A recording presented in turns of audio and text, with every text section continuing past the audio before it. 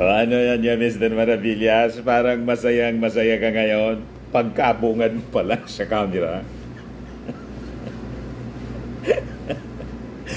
Piyesta po ang ating mga mamamayang Pilipino, mga Marcos loyalists lalo na po. Siguro alam na po ninyo yung breaking news. Nag-resign na po si Inday. Tinapla na rin mga kababayan. Finally, nag-submit ng kanyang resignation si Inday as DepEd Secretary and Vice Chairperson ng NTF-ELCAC. Ito po yung balita release ng Presidential Communications Office. Yan na niya, Mr. Maravillas, yung resignation ni Inday as DepEd Secretary. Tinanggap ba agad ng ating Pangulong Bongbong Marcos? Matik po. Sabi ko sa inyo, tama yung ating mga analysis. Inihintay lang ng ating Pangulong Bongbong Marcos na magkusa na mag-resign po si Inday.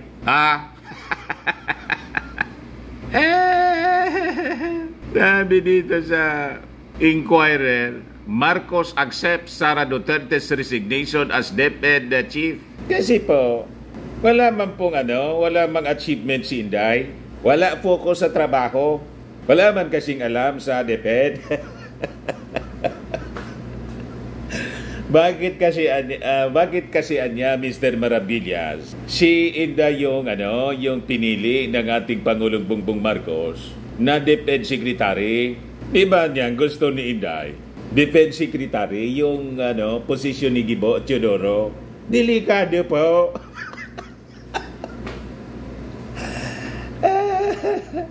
Matalino po ang ating Pangulong Bongbong Marcos. Alam niyang pro-China. Pagkatapos, kaya nga gusto ni Inday yung defense portfolio. Ibibigay ba yun ng ating Pangulong Bongbong Marcos kay Inday Sara? Di ba hindi? So, ang ibinigay sa kanya, DepEd.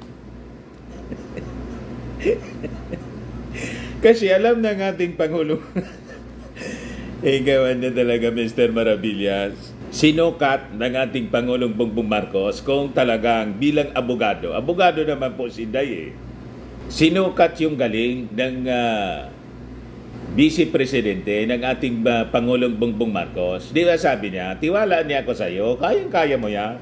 Hindi pala kaya.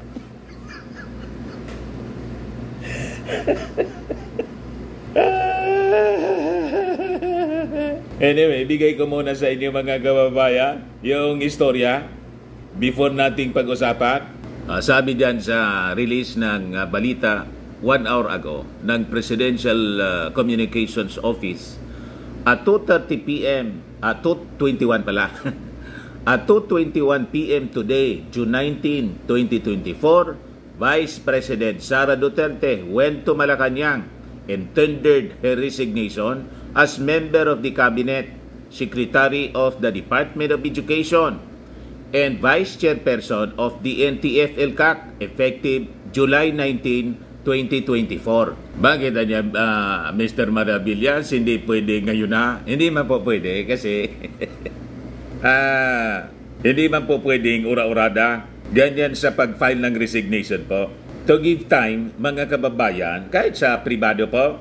Pero yung iba, nag-i-hold na. Malamang yun din na gawin ni Inday. Habang it is effective July 19, next month pa po, 2024, hindi naman yan magtatrabaho pa. Kahit nga po nung hindi pa nagre-resign. Ganon din po. Ang nagtatrabaho po, yung kanyang mga undersecretaries, assistant secretary, kahit nga po pagsagot lang ng mga katanungan ng congressional hearing ng kanyang budget, ang nagdi-defend po, hindi man siya.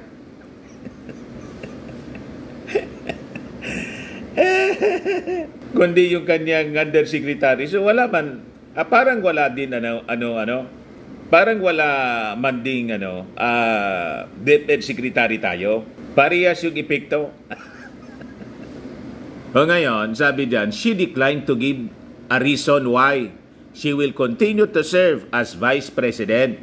Siyempre, elected siya Vice President. Pero resign na siya as DepEd Secretary and NTF ILCAC Vice Chairperson. We thank her for her service, sabi po ng Presidential Communications Office. Yan, official statements po ng Presidential Communications Office. Bakit adya, Mr. Maravillas? May serbisyo ba si Inday? Sabi ng Presidential Communications Office, we thank you, Anya.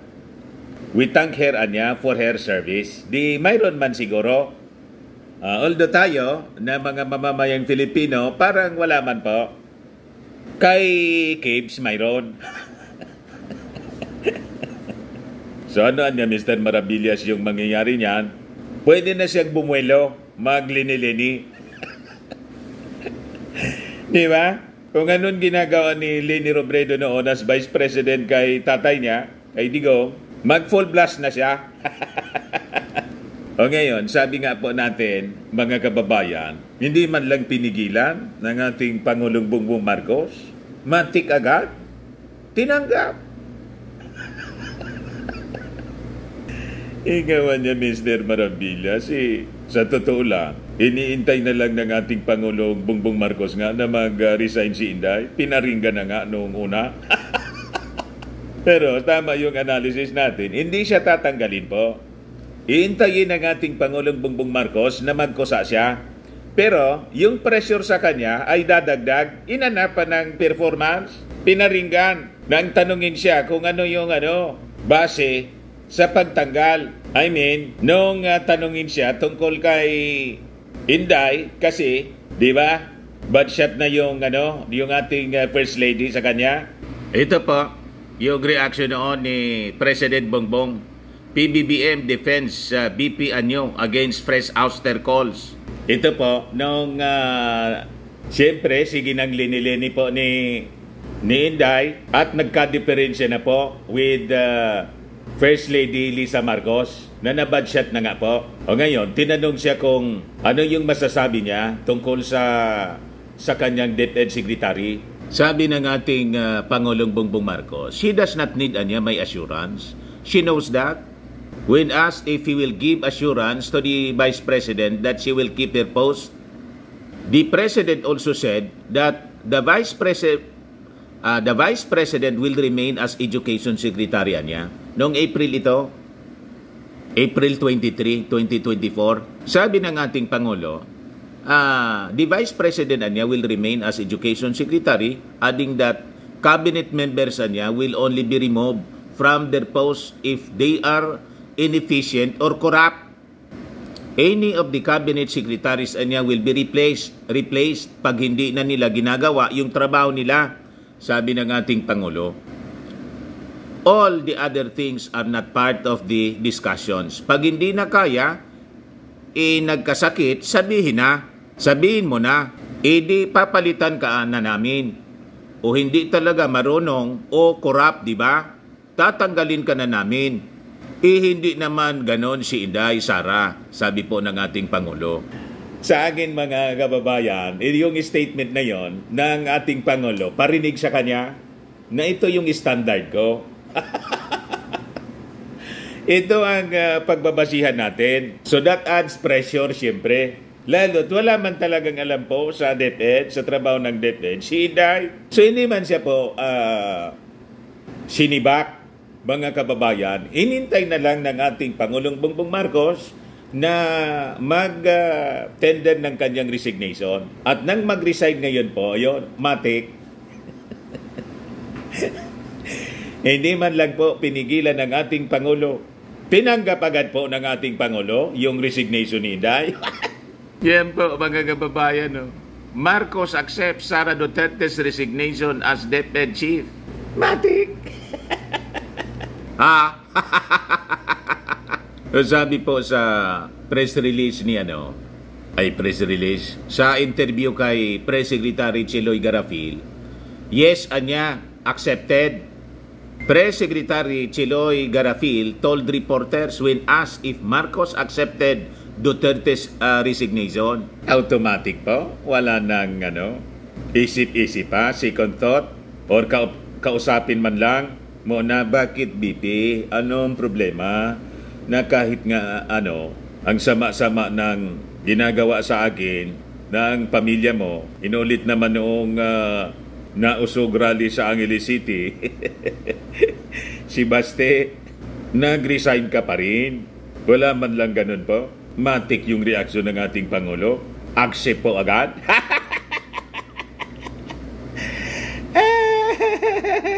O di niya, Mr. Maravillas, ang expectation mo niyan? Ano niyang gagawin ni Inday? Magpo-full blast na to po. Sasama na siya actively.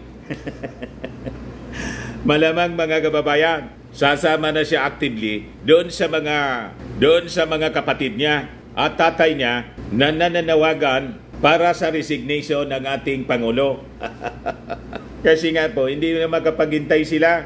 Gusto agad palitan yung ating Pangulo. At iluklok po si Inday. Siyempre si Presidente siya po. Siya ang magiging beneficiary. And because of that, resignation na tinanggap agad mga kababayan ng ating Pangulo, mag-intensify po sila ng pag-atake, paninira sa Administrasyong Marcos.